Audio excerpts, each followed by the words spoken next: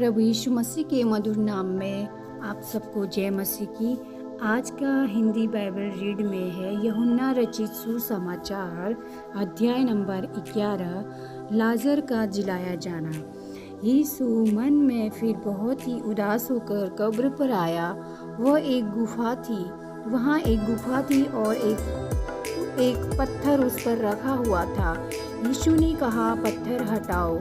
उस मरे हुए की बहन मार्था उससे कहने लगी, हे प्रभु, उसमें से अब तो दुर्गंध आती है, क्योंकि उसे मरे हुए 4 दिन हो चुके हैं। यीशु ने उससे कहा, क्या मैंने तुझसे नहीं कहा था कि यदि तू विश्वास करेगी तो तू परमेश्वर की महिमा को देखेगी।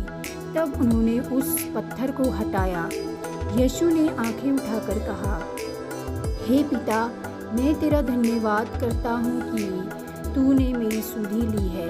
मैं जानता था कि तू सदा मेरी सुनता है, परंतु जो भीड़ आसपास खड़ी है उनके कारण मैंने यह कहा था कि जिससे कि वे विश्वास करें कि तूने मुझे भेजा है। यह कहकर उसने बड़े शब्द से पुकारा, हे लाजर, निकल आ। जो मर गया था वो कफन से हाथ पांव बंधे के निकल आया और उसका मुंह अंगोछे से लिपटा हुआ था।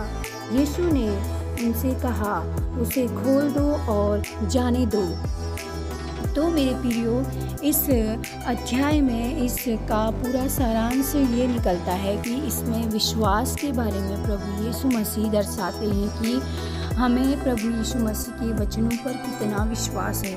प्रभु यीशु मसीह हमें परखते हैं कि हमें उन पर कितना विश्वास है और उनके वचनों पर कितना विश्वास है। जिस प्रकार प्रभु यीशु मसीह मार्था को कहते हैं विश्वास के बारे में कि तू विश्वास करेगी तो परमेश्वर की महिमा को देखेगी, इसलिए प्रभु यीशु मसीह हमें अपने वचन पर विश्वास करने के लिए बोलते हैं। इसलिए मेरे प्रियो, मेरा आपसे विनती है कि परमेश्वर का एक एक वचन ताया हुआ वचन है जो कभी टलता नहीं है। परमेश्वर अपने वचन के अनुसार ही कार्य करता है। इसलिए संपूर्ण जो नया नियम है उसमें अधिकतर प्रभु ने विश्वास के बारे में ही अपने वचनों को कहा गया है।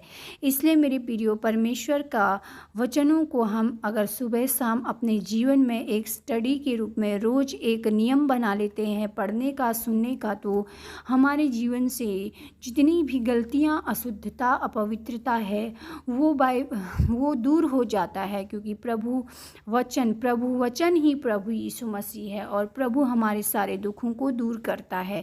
तो मेरे प्रियो, आशा है आपको ये वचन पसंद आया होगा। मिलते हैं अगले वचन।